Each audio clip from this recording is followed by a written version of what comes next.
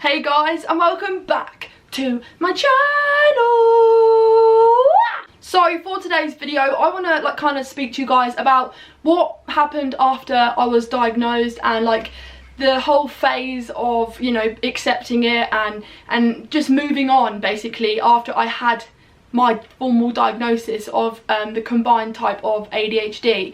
But first, if you could smash me a big thumbs up down below and subscribe to my YouTube channel, I'll forever be grateful. I'm trying to make my dream a reality, and by doing, you know, by liking it and subscribing, you're really helping me reach the milestones that will help me reach my goal. If you aren't aware, I do have an Instagram and I do have a Twitter and I do have a Facebook page. If you're interested in following me on social media and keeping up with all my daily kind of struggles, those social medias are where you'll find me. But let's get on to the video. So when I was diagnosed, I was 21 years old. Many of you know my backstory. You know, life was not easy. Life was hard for me. Life was very isolating and challenging, not only for me but for my family. They had to they come on this whole journey with me, and it made life really difficult for all four of us. What went on in my house stayed in my house, in the four walls. You know, nobody really knew the extent of my behaviour, my abuse, my anger. Nobody really knew that, and there was always an excuse. Oh, that hole happened because of this, or oh, we were shouting because of this. Nobody really knew the true extent to what was going on in the life of Molly and the life of Molly's family, I guess, if you want to call it that. Nobody really knew, and even the school were totally oblivious. Grandparent was completely oblivious. My aunts were completely oblivious. No one really understood. So my parents just decided, I don't need to be judged. I don't need other people's opinions. I don't need people butting in. Just leave it at us four, only us four in the house. No. And I mean, it helped a lot, obviously, because my aunts and my uncles didn't judge me for kind of like my behaviour at home, so it was very oblivious. But my parents had no support, so obviously it was a very difficult time growing up. So along that whole journey, my behaviour just deteriorated, my respect deteriorated, everything just kind of begun to be volatile. You know, all the relationships, the friendships become volatile. You know, there's no other word for it. I was just a hostile young adult, young child, young teenager, whatever you want to call it. You know, I wasn't a very nice person because I was so misunderstood. Nobody understood me, you know, and the only person that really understood me was my mum. You know, she's the only one that truly knew that I did have a good side to me, you know, and I love my mum and I love my dad and I love everyone in my family. But I couldn't gel with anyone because everyone just didn't like me. You know, it was like I had a warning label slapped on my head, you know, and people just didn't want to be around me, you know, and I can understand why, and I respect people. You know, I know that I can be a handful, and I know that, you know, I'm not everyone's cup of tea. Some people just don't like who I am. They don't like me, and I accept that, and I know that in life there's going to be people that don't like you. People don't like Marmite, and some people do. You know, people just don't always like my personality. They don't know how to take me. So I'm well aware that, you know, growing up I was isolated and I was alone. So when I decided to speak up and tell my mum that I think there's something wrong with me, you know, making friends, going to college, getting kicked out of college, all this sort of thing was still happening, and it shouldn't have been. You know, I was 19 and things just should not have been going the way they were, but they were. So, you know, at this time, you know, my mum and dad were like, you know, we've always kind of known, but we left it down to you to make the call. You know, we didn't want to ruin your life, we didn't want to ruin your job prospects, because take it back 5, 6, 7 years, you know, whilst I was at school, ADHD was not well known. There was pretty much no person in my school that had a diagnosis of ADHD, and if it was, it wasn't well spoken about. There wasn't any, you know, awareness of it, and there certainly was no girls, and I can promise you there was absolutely no girls in my school that had a diagnosis, you know, of ADHD. So my behaviour was like a shock to teachers. People just didn't know how to control me, you know, all through school, college. Like I say, kicked out of school, kicked out of college, you know, couldn't stick to hobbies, didn't make friends. Life was just hard, and it was like an emotional roller coaster. But when I went, you know, and spoke to a GP, I felt that, oh my God, you know, I'm understood. I think someone understands me. So for me, life undiagnosed was pretty terrible. Like, I'm not gonna lie, it was hard. I thought, you know, being diagnosed would change my life in a way that I wouldn't have these issues anymore. You know, I wouldn't have the challenges. I wouldn't need to explain myself. I wouldn't feel isolated. I wouldn't feel alone. I wouldn't feel I wouldn't feel misunderstood. I thought by having this label, having this diagnosis, I literally thought that all my problems were going to disappear and things were going to change like overnight. But when I was diagnosed, okay, like I say, I was 21 years old, and I've lived my whole entire life just being known as the naughty kid, the kid that has no friends, the kid that nobody likes, the kid that doesn't get invited to sleepovers. And if I do go to a sleepover, I call my mum because I don't want to actually be there. I'm just the kid that nobody liked, you know. I was the kid that just, yeah, no one wanted around. So, you know, I grew up knowing that I wasn't liked and that I didn't fit in anywhere. So I used to kind of you know, like a jelly mold, you pour it in and it molds into a shape. That is how I grew up. I had to mold into these shapes that society wanted me to be. Every time I wanted to be make new friends, if I made a new set of friends, I then had to, you know, melt myself and try to remold myself into the friend that they wanted. You know, I never really got a friend or anyone like that understood me. And, you know, like I say, growing up was just terrible for me. So when I was diagnosed at 21, being told that this is the reason why you're loud, this is the reason why you might stand out in the group, this is the reason why you can't follow instructions, this is the reason why authority has to be a challenge to you, you know, this is why your moods change so drastically, this is why you find routines hard, you know, all the things that I found so hard. I had an answer for it, and I cried. Like, I think I've told you guys before, I cried when she told me. The first words that came out of my mouth was, oh my god, so I'm not weird. Like, that was my first feeling. That was my first, you know, initial reaction to being told you have ADHD severely, you need to be medicated. You know, my mum and dad were in the same room as me when I was told I have ADHD. They both were absolutely bawling. They were crying because obviously, like, they have been on this emotional roller coaster with me, you know, all throughout this. You know, my parents have been the ones that have been blamed. They're the ones that my anger were always like, my anger was always like, you know, thrown at them. My tantrums were thrown at them. My meltdowns were thrown at them. The arguments were at them, you know. They never had the support because I didn't have the diagnosis and nobody understood me. It was just one of those things, you know, and everything was always thrown at them. And this answer was like, wow, you know, this could change our life. This is going to change our life. So obviously I was diagnosed, and, you know, I went home and kind of, you know, it was a late doctor's appointment. It was like at 5 o'clock, and it was like a 45-minute train ride there, and obviously 45 minutes back. By the time we got home, it was kind of time to sleep, so there wasn't really much talking about the diagnosis. So I kind of slept on it, didn't really think much of it, and then the next day we got the prescription and I started taking my meds. So obviously the process that I went through for accepting it didn't go as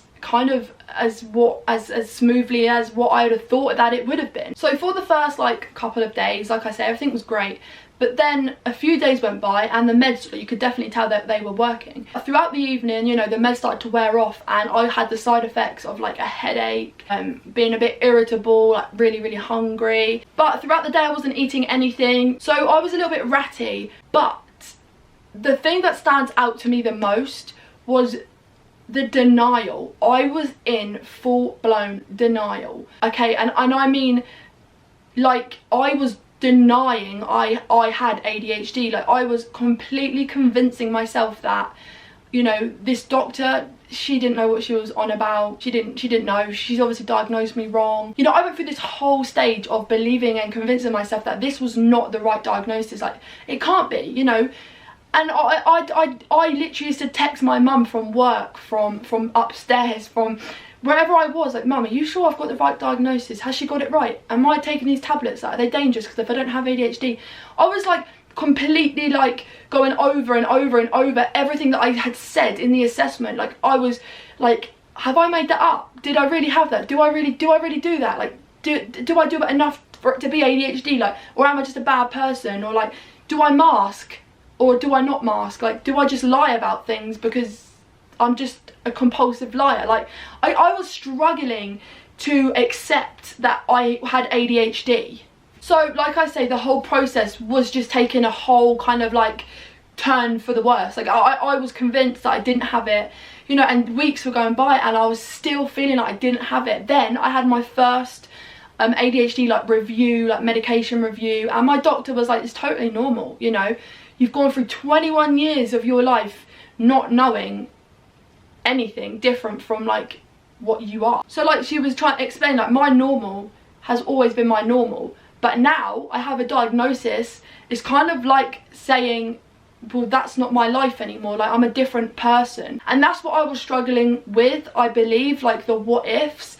So for me, you know, being diagnosed was a huge thing, and I'm so happy that I got it, and I finally understand myself. I finally have a better relationship with my family.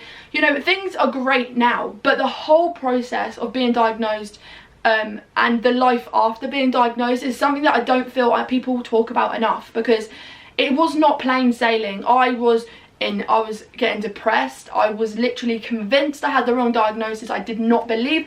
Like I was in full blown, you know, like, well, just I was in full blown denial. So I would literally like sit up all night trying. I would be doing like these ADHD online assessments, like, and I would do so many of them, and they all came back with the same result. And I was thinking, oh, I must be like lying. I must only be saying this because, you know, I know that this is a symptom of ADHD, or this is a trait of ADHD. So I just thought I was making it up. I was like, I don't have ADHD, like I know it's the wrong diagnosis. But, you know, a time went by, and I think it must have been round about maybe 2 months that it took me to finally accept that I do have ADHD, and that the diagnosis was absolutely correct. The whole evaluation, you know, it doesn't just go on what I say, it was also my parents, you know, and also all my school reports. You know, it doesn't just go on what I say. And I think to myself, like, why did I let myself go down this kind of wormhole of absolute denial? Like, I was grieving, and that is the word, I was grieving for the old Molly. Like I lost who I was. I felt like I had no identity, or like my identity was been, you know, absolutely like ripped from me, and I felt like I lost Molly. So I strongly believe that, you know, I did go through like a grieving process, like grieving the life that I had, and I now kind of had a new life. Like I was a new person. Like I felt like I had just been like kind of reborn and given a new life, a new identity, you know, and I felt so odd. Like I didn't know how to accept it. I didn't know what to do. I didn't know how to move forward. I just felt odd. Like I didn't know what to expect next for my life, you know. Always had a plan. I've always been the type of person that was like, I'm gonna do this, I'm gonna do that, I'm gonna do this, I'm gonna do that, I'm working towards this. You know, I've never been the person to not, you know, be quite a career-minded person. I've always had a career that I've wanted to do. I've always had the drive to do stuff. Like, I've always been adventurous. But I kind of lost all of that for a few months. I kind of lost my identity. I lost my drive. I lost my resilience. I lost my adventurous kind of streak. I lost my whole my humour side of me. Like I just felt numb. I felt completely empty. I didn't know, like, can I do this, or is this too much? Am I going to annoy people? Are people going to think I'm overreacting? You know, I didn't know how to act. And for a few months I was kind of like trying to kind of walk again, you know. I didn't know where to go, and I didn't have any clear like pathways, because everywhere I went, like, I saw ADHD like stopping me from going there. But I do believe that this is part of the process of accepting and kind of grieving. So I definitely found that for a good few months alongside this, and a little bit after, and still even now actually, a whole year after, you know, I definitely found that I used to think, well, I'm not saying used to, because I still think, I'm like, oh, if I didn't have ADHD, I could have been this, I could have been doing this, I could have been doing this, I could have been doing this. And I always think, like, what if I didn't have it? Or like the what ifs, the uncertainty, you know, of not knowing that I had ADHD, or not having it at all. Or like, what about if I've got the wrong diagnosis and I've labelled myself now and that's ruined my life? Like, all these what if kind of things, they affect me still, but I believe that's because I was diagnosed kind of at a later age, you know. I don't, maybe it does, I mean, I don't know, but I don't think it would have affected me when I was a lot younger, because I went through kind of like being a baby, a toddler, you know, a young teenager, like a preteen, then teenager, then, you know, young adult. I kind of went through all those stages just feeling weird and not normal and different to everyone. And now I've got an answer. I kind of expected my life to change, but it wasn't changing, because the thing is, I wasn't a different person. I just had the answer, and I just found it really hard to accept. And I mean, I have really no tips for anybody, because I feel like I can say things and I can tell you to kind of write down your traits, write down like how you're feeling. But the thing is, I know that I didn't do that. I didn't. I don't have the patience to sit down and like journal, write things.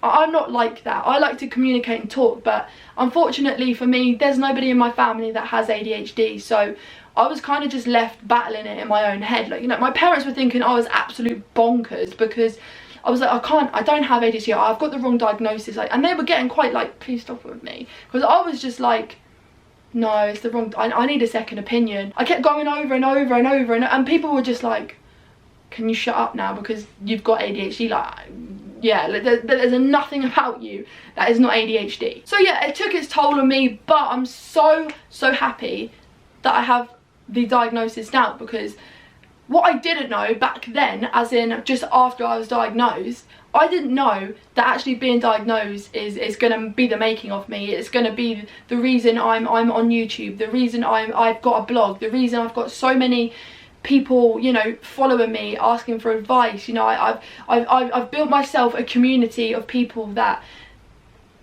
just look up to me, and I feel so privileged that people kind of want to talk to me, you know, want to validate my journey and talk to me about my journey. You know, I've never been lucky enough to ever have anyone to understand my journey.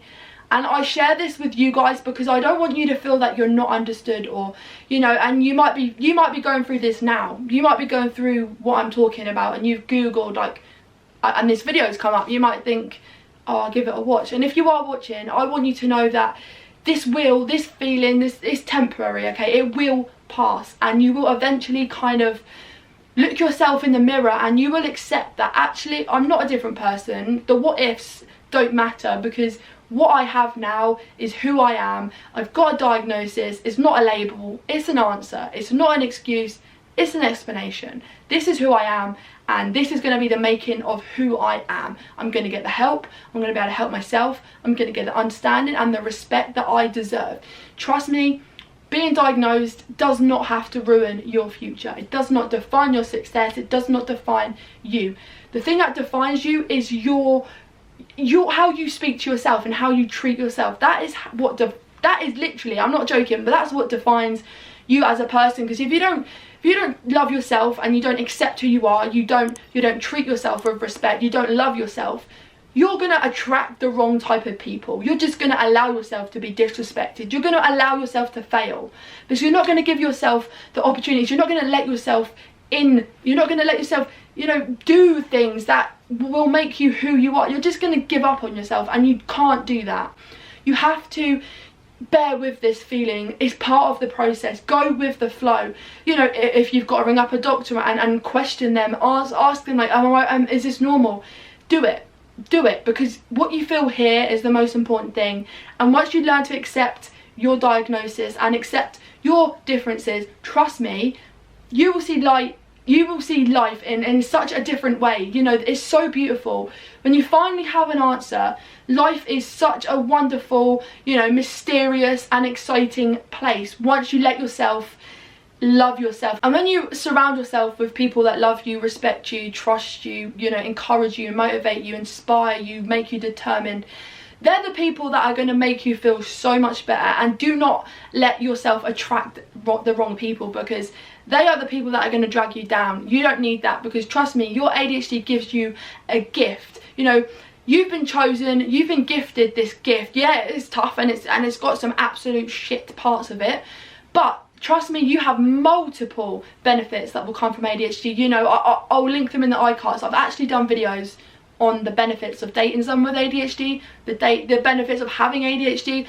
There are so many benefits. Yes, I know it's hard, But once you accept it, trust me, you'll start to see how beautiful you actually are and how lucky you are to be you. So thank you so much for watching, and I hope that you've enjoyed this video. I wanted to share this with you because I know it's a huge part of the process of accepting that you do have ADHD. It's not a bad thing. Just go with the flow and just, you know, you've just got to know you are worth it. You being you is enough. Never change because you are perfect. So thank you for watching. If you could smash me a big thumbs up down below and subscribe to my YouTube channel, I'll forever be grateful. Thank you so much, and I'll see you next time. Bye.